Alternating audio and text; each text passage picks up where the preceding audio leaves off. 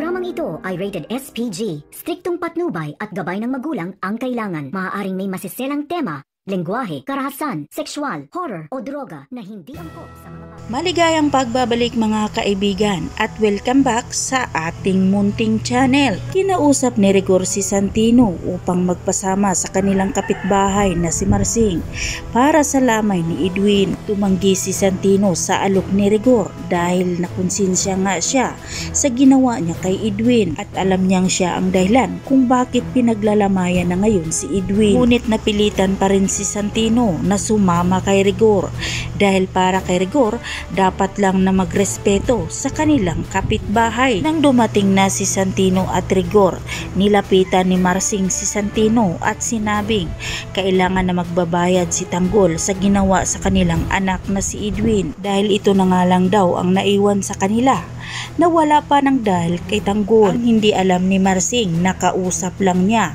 na si Santino ang pumaslang sa kanyang anak na si Edwin. Samantalang kinausap ni Don Julio si Tanggol at sinabing ipagpatuloy nila ang kanilang negosyo sa ayaw at sa gusto ni Tanggol. Galit na sumagot si Tanggol sa kanyang lolo Julio na kapag ituloy nila ang kanilang negosyo, siya ang unang makakabangga nito. Hindi nagustuhan ni Ramon ang pagsagot ni Tanggol sa kanyang lulo, kaya sinabi niya kay Tanggol na wala na raw itong respeto. Oras na nga ba na makakalaban ni Tanggol ang sarili niyang pamilya? Samantalang nagtipon-tipon naman ang mga tao para sa rally prayer ni Tanggol. Nagsigawan nila ang pangalan ni Tanggol at paulit-ulit itong tinawag sa kanyang pangalan. Tuwang-tuwa naman si Tanggol sa suporta na ipinakita ng mga tao sa kanya. Ngunit hindi makakapayag si Rigor na magtipon-tipon ang mga tao para kay Tanggol. Agad niyang sinita si Tanggol na bawal ang ginagawa nila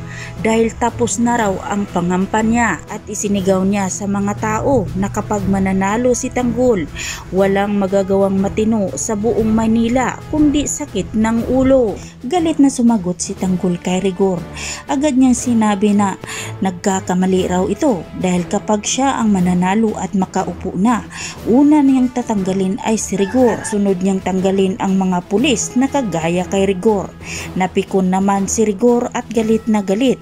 Agad nitong bumunot ng baril at itinutok sa mukha ni Tanggol. Ay sabi ni Rigor na ngayon pa lang ay tatapusin na niya si Tanggol. Hindi nagpatinag si Tanggol at lalo pa niyang ginalit si Rigor dahil lalo pang idiniin ni Tanggol ang baril na itinutok ni Rigor sa kanya at sabay sabing iputok mo. Sa puntong ito, hindi na nakapagsalita pa si Rigor. Mapipigilan pa kaya ni Rigor ang pagkapanalo ni Tanggol?